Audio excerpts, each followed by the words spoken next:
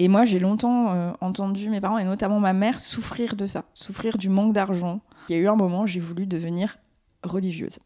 Et donc, tout bêtement, moi, je me suis dit, ok, je vais faire de la finance, quoi. Et là, je me suis dit, mais je pense qu'il y a eu des choix de vie qui ont été faits où je me suis éloignée de mon enfant intérieur. Et forcément, moi, j'ai beaucoup changé et mon entourage familial et amical ne me reconnaît pas. J'ai troqué finalement du sens contre j'ai perdu mon insouciance. Je n'ai aucun doute sur le fait que je sois sur une bifurcation permanente, quoi, tu vois. J'étais sur la route toute la sainte journée. Moi, je suis l'archétype du mec qui était sur l'autoroute, quoi. J'en peux plus! Cultivez et revendiquez et battez-vous pour votre droit à l'errance. Mais je peux pas! Laissez-vous le droit de cheminer autour de la route, quoi. J'y vais, mais j'ai peur! Parfois, on reçoit autre chose que ce qu'on attendait. La vie est pleine de surprises. Le droit à l'errance, il est vital et ce monde est en train aussi de nous le tuer. Échange billet! Putain de merde! Bonjour, vous écoutez Bifurqué, des histoires qui valent le détour. Une série d'entretiens réalisés par les Pandarous, petits médias qui prouvent que d'autres histoires sont possibles. Épisode 1, Amandine, doucement mais sûrement. J'ai connu Amandine alors qu'elle était toute petite. Non, je plaisante. Je l'ai rencontrée pour la première fois en 2019 par le truchement du collectif Edeni, un organisme de formation à la transition écologique. Elle y était formatrice et j'y intervenais en visio en tant que jury de soutenance des participants à l'une des formations du collectif. J'ai recroisé Amandine il y a 2 ans environ. Recroiser n'est pas vraiment le terme adéquat puisque j'ai intégré une boucle WhatsApp réunissant quelques citoyennes et citoyens engagés du Nord Nouvelle-Aquitaine et qu'elle en était. De là, j'ai pu suivre le lancement de son podcast Liens précieux, que j'ai trouvé à la fois percutant et réellement émouvant. Avant cet entretien, je ne savais rien d'autre d'elle, mais il m'a semblé qu'elle ferait une excellente première personne à interviewer pour cette série dédiée à la bifurcation. Notre échange a été enregistré en visio, en septembre 2024. Et je ne désespère pas qu'un jour, nous nous rencontrions en chair et en os. Dernière chose, pour cette première, on a oublié d'enregistrer les bonjours réglementaires. Je commence donc avec cette première question. Comment est-ce que ça va ? Écoute, ça va, mais je me sens aujourd'hui un peu fatiguée.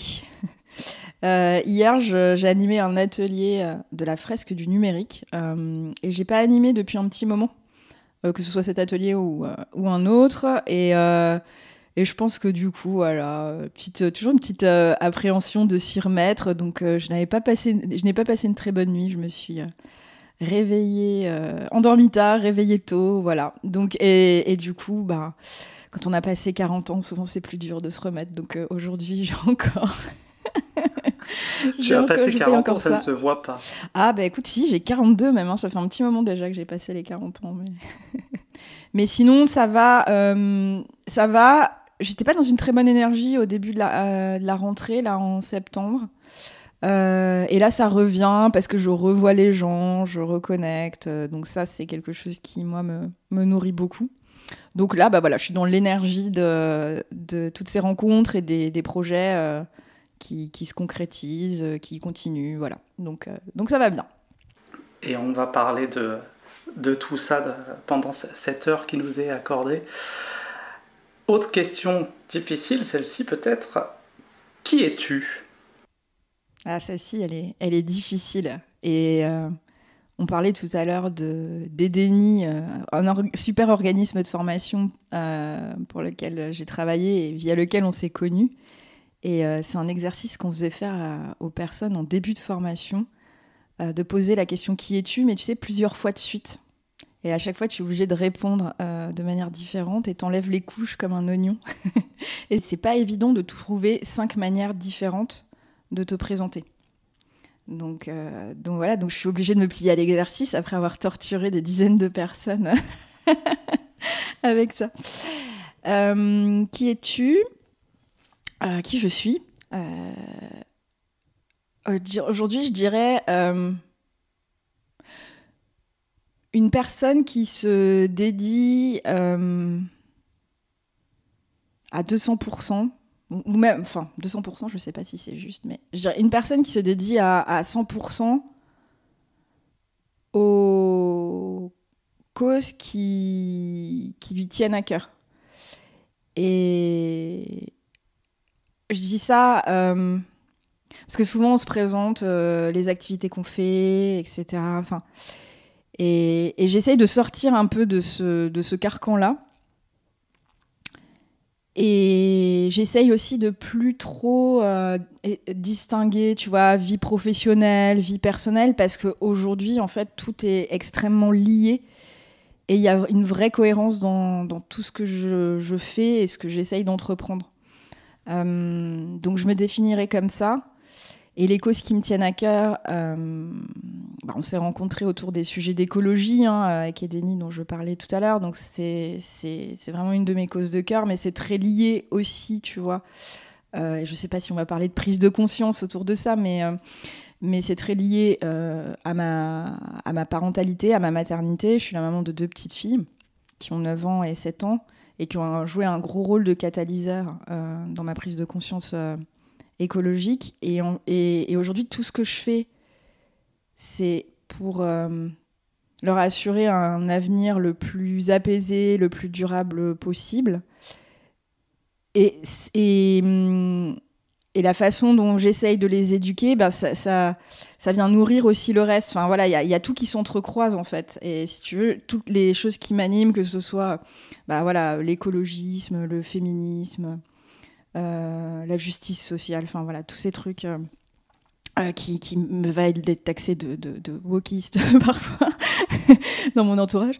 Mais en fait, ça infuse dans tous les pans de ma vie, tu vois, et j'essaie d'avoir toutes ces choses-là qui m'animent. Ça me lâche jamais, du matin quand je me lève au soir quand je me couche.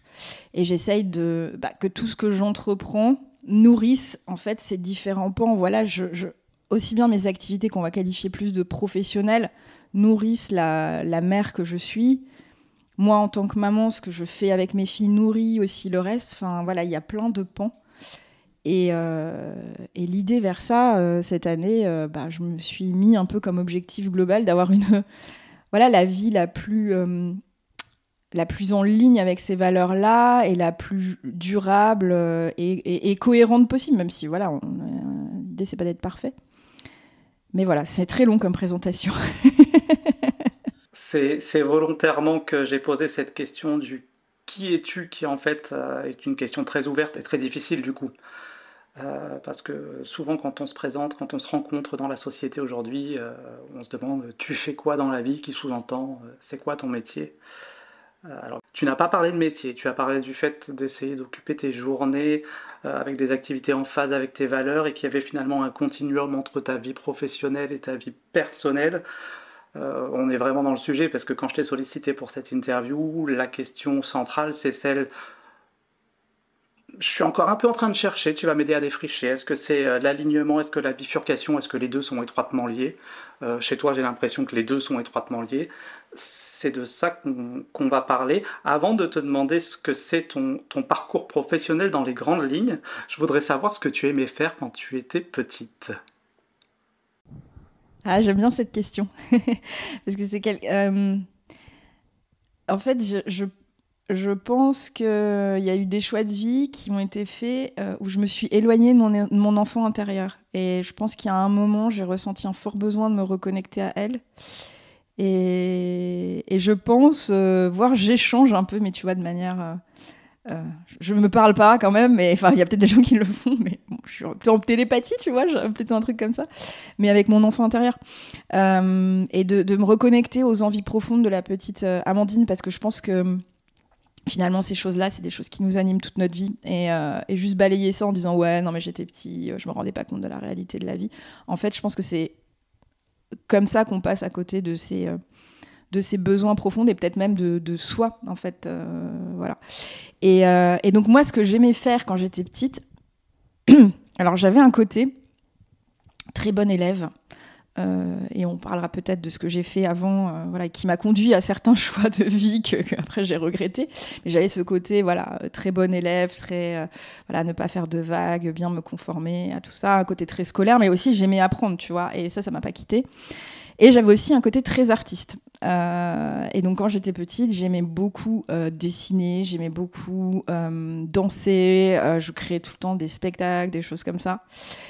Et ça, c'est quelque chose que j'ai vraiment laissé de côté toute une partie de ma vie d'adulte. Et quand, plus ou moins, quand j'ai commencé à bifurquer, comme tu disais, j'ai réalisé à quel point tout ça m'avait manqué. Et c'est pour ça que vraiment, j'essaye aujourd'hui de me reconnecter et de me poser des questions aussi de, ce que je fais, est-ce que c'est aligné avec la petite Amandine de l'époque. Qu'est-ce qu'elle ferait, elle, voilà. Et ça influe aussi, du coup, ma parentalité. J'essaye d'avoir une relation avec mes filles où je me mets aussi... j'essaie de me mettre à leur place en refaisant appel à la petite Amandine, tu vois. Et c'est pour ça que je te dis vraiment, c'est des choses où j'essaye le perso et le pro ça s'influence en permanence. Enfin, voilà, j'essaye d'avoir cette cohérence-là.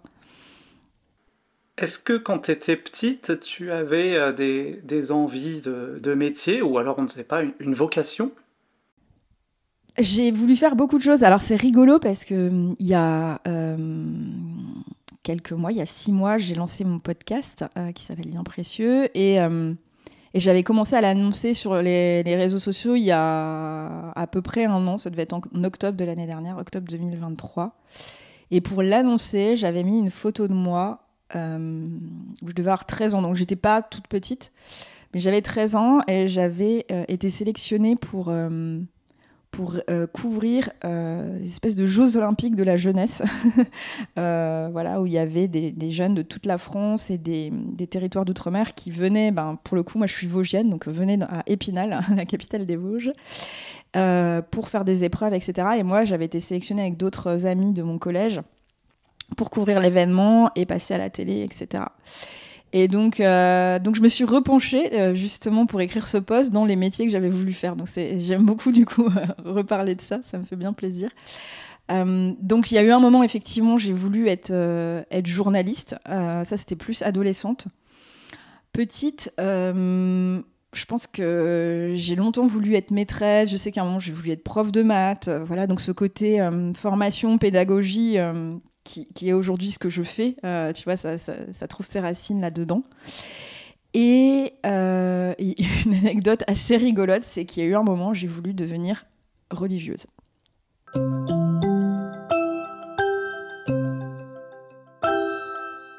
À suivre.